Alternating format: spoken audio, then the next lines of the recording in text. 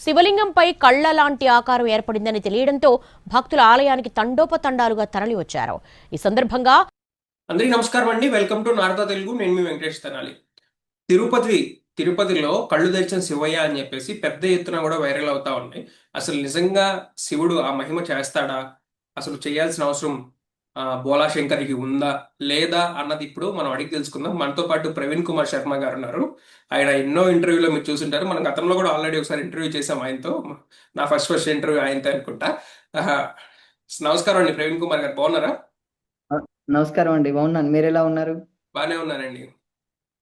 అది చూసారండి, తిరుపతిలో కళ్ళు తెరిచిన శివయ్య అని చెప్పేసి ఆ పెద్ద ఎత్తున కూడా వైరల్ అవుతా ఉంది. అందరూ కూడా అవును. క్యూలు కడతా ఉన్నారు. అంటే అది నాకు చూసినప్పుడు ఏమనిపించింది అంటే, నిజంగా శివుడికి ఆ ఇలా చేయాలనిపిస్తుందా, లేకపోతే ఏంటి, లేకపోతే ఎవరైనా కావాలనే చేస్తున్నారా ఏంటి, అసలు నిజంగానే కళ్ళు తెరిచాడా శివయ్య? అలా ఒకసారి మనం ఆ స్వామివారి తిరుమల ఏదైతే వైరల్ అవుతుందో తిరుపతిలో, స్వామివారి విగ్రహాన్ని దగ్గరగా పరిశీలన చేసి చూస్తే అది అలంకారం చేసినట్టుంది. అంటే స్పష్టంగా శివుడు విగ్రహం లోపల నుంచి కళ్ళు బయటకు వచ్చినట్టు లేవు. ఓకే.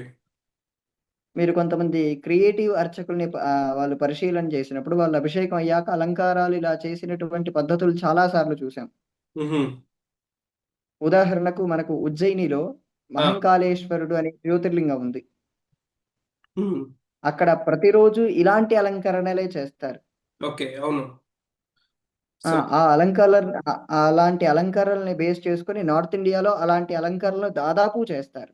ఓకే. మరి అక్కడ దాదాపు ఇలా కళ్ళుగా వచ్చినటువంటి ప్రతి అలంకరణ శివుడు కళ్ళు తెరిచినట్టేనా?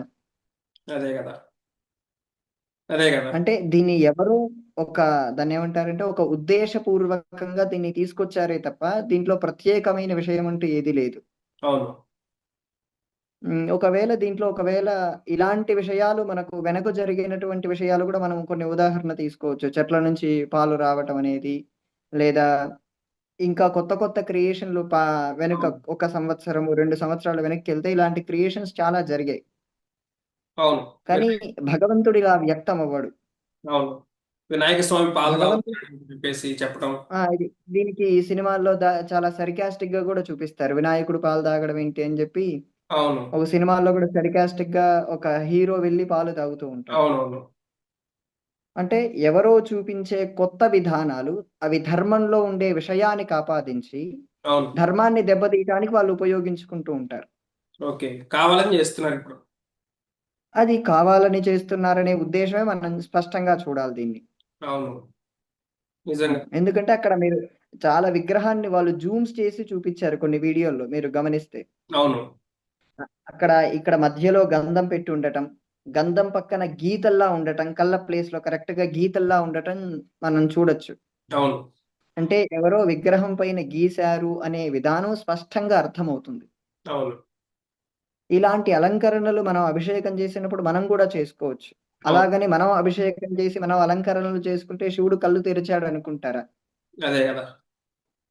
శివుడికి శివుడు నిరంతరం కళ్ళు తెరిచే ఉంటాడు. శివుడు ఒక్క క్షణం కళ్ళు మూసుకుంటేనే అమ్మవారు ఒకసారి పార్వతీదేవి ఊరికే ఒక్కసారి కళ్ళు మూసింది శివుడికి. ఉమ్. లోకం మొత్తం అంధకారం అయిపోయింది. ఓకే. ఇలాంటి సందర్భాలు మనకు పురాణాల్లో చాలా ఉన్నాయి. అవును. హ్మ్. అందుకోసం ఇలా ఎవరో ఒకటి క్రియేట్ చేశారని వెంటనే జనాలు ఏమాత్రం ఆలో బుద్ధితో తర్కించకుండా, ఆలోచించకుండా వెళ్లి చూడటం అనేది, ఆలయంలో ఉండే శివుడిని చూడటం అనేది ఒకటే మంచిదే. మంచిది. కానీ ఆ శివుడు కళ్ళు తెరిచాడన్న ఉద్దేశంలో మీరెళ్లి చూస్తే మీరు పప్పులో కాలేసినట్టు. అవును. నిజంగా శివుడు సర్వాంతర్యామి, ఆయన అన్ని చోట్ల ఉంటాడు. ఆ అవును. ఆయన శివుడికి రుద్రంలో ఒక మంత్రం కూడా ఉందండి. ఉమ్. ఆపాతాళన భస్తలాంత భువన బ్రహ్మాండమావిస్ఫురత్ అని మొదలవుతుందది. ఉహుం. అది పాతాళం దగ్గర నుంచి ఆకాశం వరకు తుది అంతం లేనివాడే భగవంతుడు అని, శివుడు అని అర్థం ఆ మంత్రంలో వస్తుంది. ఓకే. ఈ బ్రహ్మాండమంతా వ్యాపించి ఉండి, బ్రహ్మాండమంత దేహముండి, బ్రహ్మాండాన్ని నిరంతరం వీక్షిస్తూ, ఆ బ్రహ్మాండమే తన దేహమై ఉండేంతగా ఆ భావనుంది. అవును. ఇంత అద్భుతమైన వ్యావహారిక పారమార్థికమైన తత్వం సనాతన ధర్మంలో ఉండి ఎవరో కొన్ని కొత్త రకమైన కల్పనలు చేయటం ద్వారా ఇటువంటి మోసాలకి ఎక్కువ వైపు వెళ్తున్నారు. అవును. సో దీనికి మళ్ళీ ఇంటర్వ్యూకు పోతులూరి వీరబ్రహ్మేంద్ర స్వామి దగ్గరికి తీసుకెళ్తున్నారు. ఆయన అవును. ఏదో చెప్పారని అది జరుగుతుందని దానికి ఇంటర్లింక్స్ తీసుకొని రానవసరం లేదు. అవును. ఉమ్, ఓకే. అంటే శివుడు ఆయన ఆయన లేని ప్రదేశం అంటూ ఉండదు. కానీ అవునండి. దీనికి మనుషులు ఎందుకు ఆ చెప్పండి. జ్ఞానాన్ని పొందలేకపోతున్నారు చాలా వరకు కూడా? నిజంగా. అదేనండి దీనికి అవగాహన ఎంతమంది కల్పిస్తున్నా ప్రవచనకారులు చాగంటి కోటేశ్వరరావు గారు లాంటి వాళ్ళు ఎంతమంది అవగాహన కల్పిస్తున్నప్పటికీ వీరు అజ్ఞానం వైపు వెళ్ళటానికే వారు మెగ్గు చూపుతున్నారు. ఓకే. ఉమ్. నిజంగా. అవును. అవగాహన కల్పించడానికి చాలా మంది ప్రయత్నాలు చేస్తున్నారు. ఇప్పటికీ చేస్తూనే ఉన్నారు వందలాది మంది. అవును. కానీ కొంతమంది మాత్రమే ఈ అవగాహన వైపు వస్తున్నారు. మిగతా మంది ఇలాంటి కల్పిత విషయాల వైపే వెళ్తున్నారు. కల్పితమైన విషయాల వైపే వెళ్తున్నారు. అవును. మరి అవును. అంటే నిజంగా శివుడు కళ్ళు తెరిచాడు అని చూడడానికి చాలా మంది వెళ్ళుండొచ్చు కుతూహలంతో. నిజంగా ఇప్పుడు ఇప్పుడు ఏదైనా తపస్సు చేసి కానీ ఏది కానీ శివయ్యని చూడడం పాసిబిలిటీ అవుతుందా? ఖచ్చితంగా అవుతుంది. మ్హూ. 100కు 100% అవుతుంది. అలాంటి చూసిన వాళ్ళు వేల మంది ఉన్నారు. ఓకే. ఉమ్. ఎలా? ఇప్పటికీ అలా సిద్ధ పురుషులు చాలా మంది ఉన్నారు. నాకు తెలిసిన వాళ్ళు కూడా చాలా మంది ఉన్నారు. ఓకే. ఉమ్. అంటే ఆ శివానుభూతిని పొందినవారు. ఆ అనుభూతి శివుడు ఎవరైనా గురువుని పొంది ఒక మంత్రాన్ని స్వీకరించి దానికి అక్షర లక్ష జపం చేస్తే ఖచ్చితంగా శివ దర్శనం లభిస్తుంది. ఖచ్చితంగా లభిస్తుంది. ఓకే. ఖచ్చితంగా లభిస్తుంది. ఇలా విగ్రహం నుంచి కళ్ళు తెరచటం కాదు, స్పష్టంగా మీరే శివుణ్ణి చూడొచ్చు. అలాంటి చూసిన మహాత్ముల్ని నేను చాలా మందిని చూశాను. మ్మ్. ఓకే.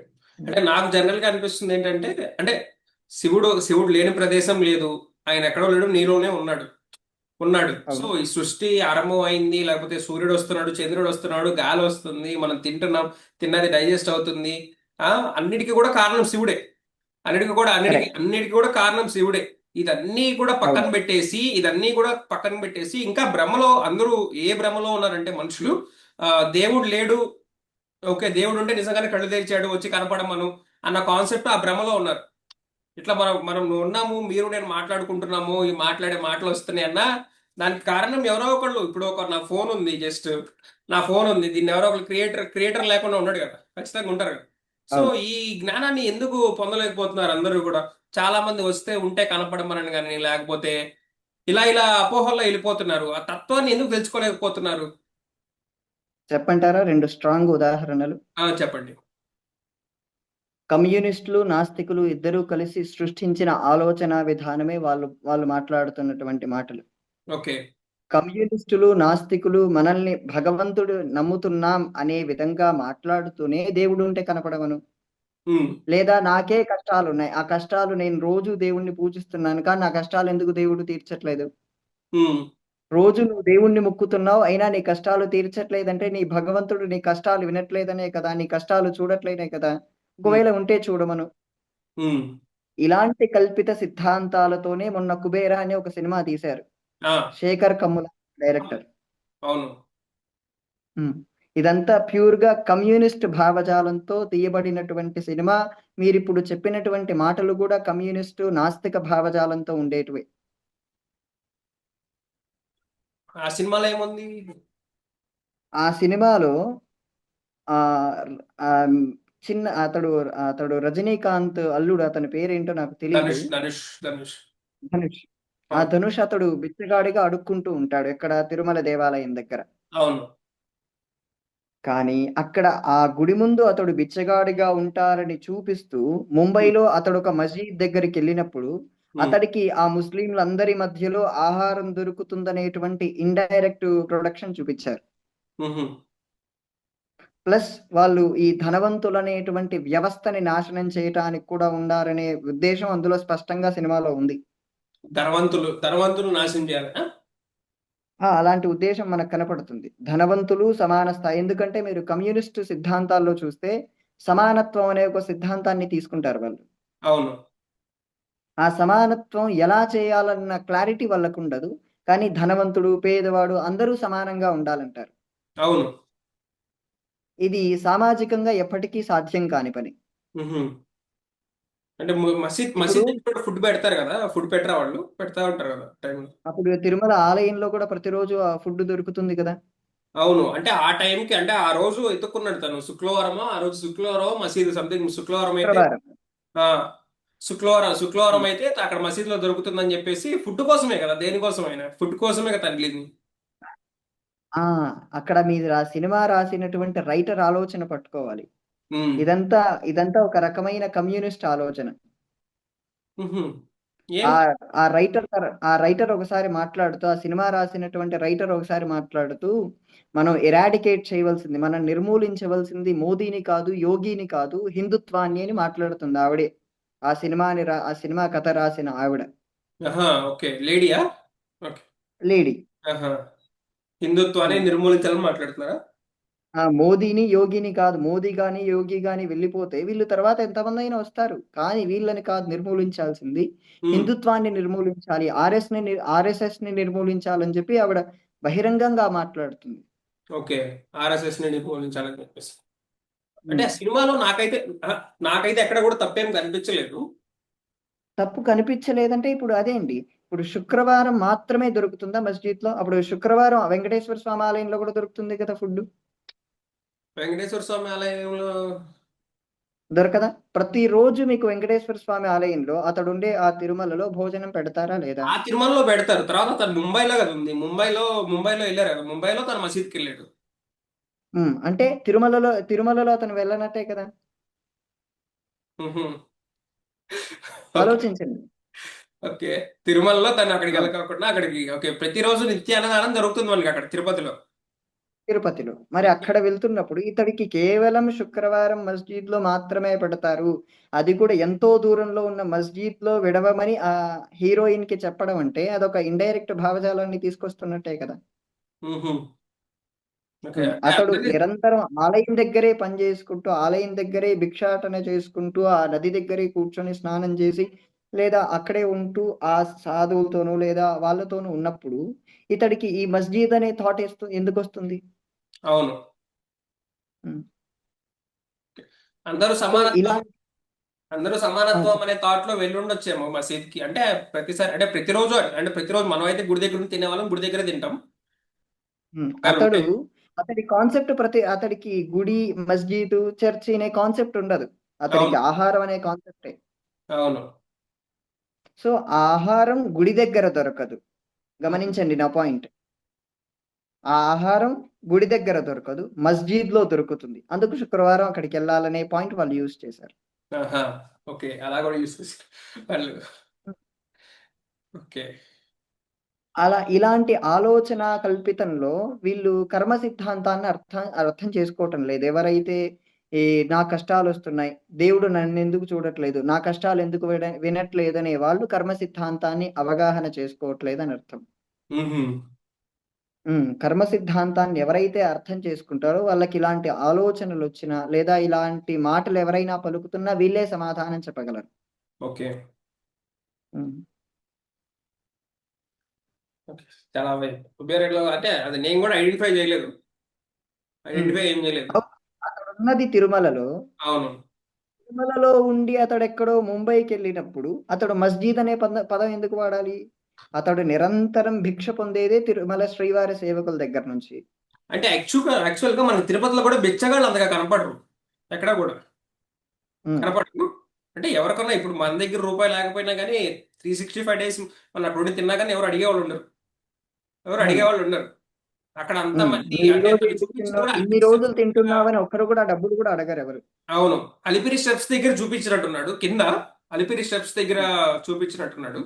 మనకి విష్ణు అవును. నివాసం దగ్గరికి వెళ్తే మీకు ఫుడ్ దొరుకుతుంది, విష్ణు నివాసం దగ్గరికి వెళ్తే ఫుడ్ దొరుకుతుంది. మ్, అక్కడ ఎవరిని ఆధార్ కార్డు ఇమ్మని అడగరు భోజనం పెట్టడానికి. లేదు లేదు, అదేం లేదు, మీరు ఎవరన్నా వెళ్ళి తినొచ్చు, ఎవరన్నా వెళ్ళి తినొచ్చు. ఉమ్. ఓకే, ఉమ్. ఓకే, అది నిజమే.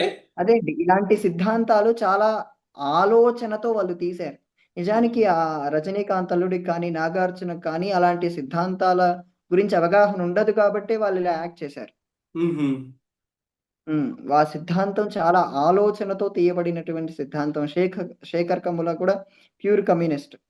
Pure communist. హ్మ్. ఆ ఓకే. రచయిత కూడా చాలా ప్యూర్ కమ్యూనిస్ట్. అందుకే ఆ అమ్మాయి హిందుత్వాన్ని నిర్మూలించాలనే మాటలు మాట్లాడడానికి కారణం అంటే అదే. మంచి మంచి సినిమాలు తీశారు కదా, సీతమ్మ సినిమా చెట్టు కానివ్వండి, లేకపోతే గోదావరి కానివ్వండి, మంచియే కదా, మొత్తం కూడా బాగుంటాయి కదా. బావుంటాయండి. ఈ రైటర్ల భావజాలాలు బాగుండాలి కదా! మ్హూ. ఓకే. అంటే హ్మ్. ఆ రోజు రైటర్ ఆ రోజు గుడిలో ఫుడ్ దొరకదు అని చెప్పేసి మీరు చూపించారు, అది నచ్చలేదు. నాకనే కాదు. ఆ సిద్ధాంతమే ఆహ్, ఈ పేదవాడు లేదా ధనికుడు ఇద్దరు సమానమవ్వాలి. ఆ సిద్ధాంతం అనేది ఎవరికీ నచ్చదు. ఇద్దరు సమానం అవడం ఎందుకు నచ్చదు? ఎలా అవుతారు? ఇప్పుడు ఒక 100,00,00,000 ఉన్నవాడు ఉమ్, నెలకు 10,000 సంపాదించేవాడు సమానంగా బ్రతకగలడా? బ్రతకలేడు. హ్మ్. ఇతడి లివింగ్ ఎక్స్‌పెన్సెస్ 10,000 సంపాదించేవాడి లివింగ్ ఎక్స్‌పెన్సెస్ ఒకే ఉంటాయా? ఉండవు, ఉండవు. హ్మ్. ఇతడు తినే ఆహారం ఈ 100,00,00,000 సంపాదించే తినేవాడి ఆహారం ఒకే విధంగా ఉంటుందా? ఉండదు. మరప్పుడు సమానత్వం మనం ఎక్కడ చూస్తున్నాం? అంటే ఎవరిని తక్కువగా చూడొద్దు అన్న భావనలో చూస్తున్నారు. తక్కువగా చూడొద్దు అనే విధానం వేరు. మనకు కూడా భగవంతుడిలాగే మనకు భగవద్గీతలో ఇలాంటి విషయాలు చాలా కనపడతాయి. ఉమ్, ఎవరిని తక్కువ చేసి చూడవద్దు అనేటువంటి విషయాలు మనకు మహాభారతంలోనే చాలా ఉన్నాయి. ఉమ్, వ్యక్తిగా అతడు పుట్టిన కులాన్ని కానీ, అతడు పెరిగిన విధానాన్ని గాని, అతడి కుటుంబాన్ని కానీ, అతడు పెరిగినటువంటి వ్యవస్థని కానీ తక్కువ చేసి చూడకూడదు. ఓకే. కేవలం మనం చూస్తుంది ఆర్థికంగా. ఆర్థిక. ఆర్థికంగా ఇతడు తక్కువ. ఆర్థికంగా అతడెక్కువ తప్ప వ్యక్తిపరంగా ఎవరైనా ఒకటే విధంగా మనం గౌరవించాలి. గౌరవించాలి. హ్మ్. ఓకే. వాళ్ళు ఈ డైవర్షన్ చేసిందే ఆర్థికంగా వాళ్ళక్కడ. మ్హూ. శేఖర్ కమలాది హ్మ్. ఇంకొక సినిమా కూడా లవ్ స్టోరీ అనుకుంటా. లవ్ స్టోరీ సినిమాలో కూడా ఒక చిన్న పిల్లడు ఎవరో అరుస్తుంటే శేఖర్ కమల యేసు ప్రభు ఫోటో పక్కన పెట్టుకొని తీసావు, అది ఇది, లక్ష్మీదేవి. లక్ష్మీదేవి, యేసు ప్రభువు ఒకే పక్కన పెడతాడు. ఆ, అవును. హ్మ్. అదే ఇలాంటివి మనం గమనించం కానీ చాలా లోతుగా వాళ్ళు తీస్తారు. మ్హూ. ఇదే కమ్యూనిస్ట్ ఐడియాలజీ అంటే ఇదేనండి. ఓకే. హ్మ్. అవును. అంటే అది కూడా కరెక్టే ఉండొచ్చు. ఇప్పుడు యేసు ప్రభుకి రూపం లేదు అంటారు, రూపం లేదు ఏమీ లేదంటారు. అంటే ఎందుకు లేదు? యేసు ప్రభువు స్పష్టంగా తిరిగాడని వాళ్ళందరూ ఒప్పుకుంటున్నారు గదా! పాస్టర్లందరూ. అంటే వాళ్ళు విగ్రహారాధన ఒప్పుకోరు కదా. విగ్రహారాధన. దాంట్లో కేథలిక్కులు స్పష్టంగా విగ్రహారాధన చేస్తున్నారు. మ్హూ. ఓకే. దాంట్లో కేథలిక్కులనేటువంటి ప్రధానమైన క్రైస్తవులు, మ్, అత్యధిక శాతం ఉన్నటువంటి క్రిస్టియన్‌లు విగ్రహారాధన చేస్తున్నారు. చేస్తున్నారు. నేను కొద్ది రోజుల కిందట చెన్నై వెళ్ళినప్పుడు, నేను రైల్వే స్టేషన్ నుంచి ఒక వీఎఫ్ఎస్ ఆఫీస్‌కెళ్ళాలి. మ్హూ. వెళ్తున్న మధ్యలో దాదాపు 50 పైనే చర్చీలలో గంటలు చూశాను. గంటలు గుళ్ళో ఉండే గంటలక్కడ చూశాను. ఓకే. 50 పైనే చర్చీలలో ధ్వజస్తంభాలు చూశాను. ఇక్కడ హైదరాబాద్ లో కూడా ఉంటాయి. హైదరాబాద్ లో మెట్రో స్టేషన్ మెట్రో పక్కనే ఉంటుంది. స్టేషన్ కిందనే ఒక ఆ ఒక మెట్రో ఒక మెట్టు కూడా మెట్రో స్టేషన్ కిందనే మెట్టు ఉంటుంది. కూడా మెట్రో స్టేషన్ కిందనే ఒక ధ్వజస్తంభము, గంట మనం గుళ్ళోకెళ్తున్నామన్న ఫీలింగ్ వాళ్ళు కల్పిస్తారక్కడ. అవును, అవును, ఖచ్చితంగా కనిపిస్తుంది. ఇవేవి అక్కడ బైబిల్‌లో చెప్పబడలేదు. కానీ వాళ్ళివన్నీ ఇక్కడ వాడతారు. మ్హూ. విజయవాడలో గుణదల అనే ఒక ప్రాంతం ఉంది. అవును, అక్కడ గుణదలలో గుండు గూడా కొట్టిస్తారు. అవును, ప్రసాదం కూడా ఇస్తారు. తలనీలాడిస్తారు. అవును. మరి మోకాళ్ళతో ఇలాంటివి చెప్పండి. అదే మోకాళ్ళతో కూడా ఎక్కుతారు. మోకాళ్ళ ప్రార్థన అని పేరు కూడా పెట్టారు. మ్, ఇలాంటియేవి సిద్ధాంతాలు బైబిల్‌లో కనపడనప్పుడు ఇవన్నీ వాళ్ళు కొత్తగా జోడించుకుంటున్నారు. అవును. హ్మ్. ఓకే. మొత్తానికి శివయ్య అయితే పాలు తాగి ఇదే అలాంటి పాలు కాదు, సారీ, కళ్ళు కళ్ళు ఓపెన్ చేయాల్సినంత అలాంటి అయితే చేయడు. చేయడు. చేయరండి. అది అలాంటి అలంకరణలు మనం కూడా చేసుకోవచ్చు. చేసుకోవచ్చు. మనం కూడా ఒకసారి గమనించి, వివేకంతో ఆలోచించవలసినటువంటి బాధ్యత మన పైనుంది. ఆలయంలో శివుడున్నాడని అక్కడ మీరు దర్శించుకోవాలని అనిపిస్తే ఖచ్చితంగా మీరు దర్శనం చేసుకోండి. మంచి అనుభూతి పొందుతారు. అవును, కానీ కళ్ళు తెరిచాడన్న ఉద్దేశంలో లేదా వినాయక ఎక్కడో పాలు తాగుతున్నాడని, లేదా ఎక్కడో వేప చెట్టు కింద ఎల్లమ్మ అమ్మవారిలో నుంచి పాలొస్తున్నాయనే మాటలు మీరు విన్నారంటే అది మీరు ఖచ్చితంగా ఒక ట్రాప్ వైపే వెళ్తున్నారని అర్థం. ఇటువంటివన్నీ మీరు కుట్రలుగానే భావించండి. అవును. అండ్ బెస్ట్ ఉదాహరణకి కూడా మహాభారతంలో అరణ్య పర్వంలో కాదు, అరణ్య పర్వంలో లేదు. విరాట పర్వం విరాట పర్వంలో కీచకుడు వధప్పుడు కీచకుడికి దానికి ముందు సూర్య భగవానుడు ద్రౌపది దేవికి సాయం చేస్తాడు. సాయం చేస్తాడు. అదే ఆవిడ ప్రార్థిస్తేనే వస్తాడు. కానీ ఆవిడ వెనకమాల ఎవరు ఉన్నట్టు ఆవిడికి కనపడదు, సాయం చేసినట్టు ఆవిడికి తెలియదు, వెళ్ళిపోతాడు. అంటే అవును వాళ్ళకి ఏ పేరు ప్రతిష్టలు అవసరం లేదు. నేను సాయం చేశాను, అవును నన్ను పూజించు, నన్ను చెయ్యి అని చెప్పేసి వాళ్ళు చెప్పరు. వాళ్ళు నువ్వు సాయం అడిగావు, చేసామా, అంతే. ఎవరికి ఇక్కడ కాను. సో అలాంటి ఐడియాలో మనందరం కూడా ఉండాలి. ఖచ్చితంగా దానికంటే మంచి చూడాలి ముందు తప్పించి. ద్రౌపదీదేవి భోజనానికి అడిగినప్పుడు ఉమ్, ఇది యుధిష్ఠిరుడు అక్షయ పాత్ర కోసం ప్రార్థన చేస్తే అక్షయ పాత్ర ఇస్తాడు. అవును, అది ఎన్ని లక్షల మంది అయినా తినొచ్చు. చివరగా ఒక్క మెతుకు ద్రౌపది తింటే ఆ రోజుకి ఆ అక్షయ పాత్రలో భోజనం అయిపోతుంది. అవును, సో అలాంటి ఉదాహరణలు భారతంలో కాదు, మిగతా శాస్త్రాల్లో, భాగవతంలో చాలా ఉన్నాయి. చాలా ఉన్నాయి. వీటిని పరిశీలించే మనం చూసుకోవాలి తప్ప శివుడు కళ్ళు తెరిచాడని, గణపతి పాలు తాగాడని, ఎల్లమ్మ చెట్లలో నుంచి పాలొస్తున్నాయని ఇలాంటి మాటలు మాత్రం నమ్మకండి. అవును. ఓకే. చాలా బాగా చెప్పారండి. సో ఇది అందరూ కూడా తత్వం చాగంటి కోటేశ్వరరావు గారి ప్రవచనాలు, లేకపోతే గరికపాటి గారి, సామవేద షణ్ముఖ గారి, వీళ్ళందరినీ కూడా వింటే అసలు మనకి యాక్చువల్ ధర్మ ఏంటి అన్నది కూడా మనకి కూడా తెలుస్తుంది. సో తద్వారా ఇలాంటి వాటికి అంటే అక్కడికి వెళ్ళిపోయి మనం డిసప్పాయింట్ లో ఉంటాం. మళ్ళీ కోరిక తీరలేదని డిసప్పాయింట్ లో ఉంటాం. అవేమి ఆ అవును. కోరికలు తీరలేదన్న డిసప్పాయింట్ లో కూడా మీరు పడకోకుండా ఉండకుండా ఇప్పుడు నాకు ఉండడానికి మరో క్వశ్చన్ వస్తుందండి. ఆ, ఇప్పుడు శివుడు కళ్ళు తెరిచాడు కదా! మరి అవును, కళ్ళెప్పుడు మూస్తారు? వాళ్ళ తర్వాత తుడిపేస్తారేమో. లేదా ఒకవేళ ఇప్పుడు కళ్ళు తెరిచాడు. ఒకవేళ వెంటనే 2 రోజులకో కళ్ళు మూసారు. మళ్ళెప్పుడు తెరుస్తారు? అది ఎక్కడో చిన్నప్పటి నుంచి కూడా, నా చిన్నప్పటి నుంచి కూడా ఇలాంటి కథలు వింటూనే ఉన్నాను నేను. వింటూనే హ్మ్. ఉన్నాను.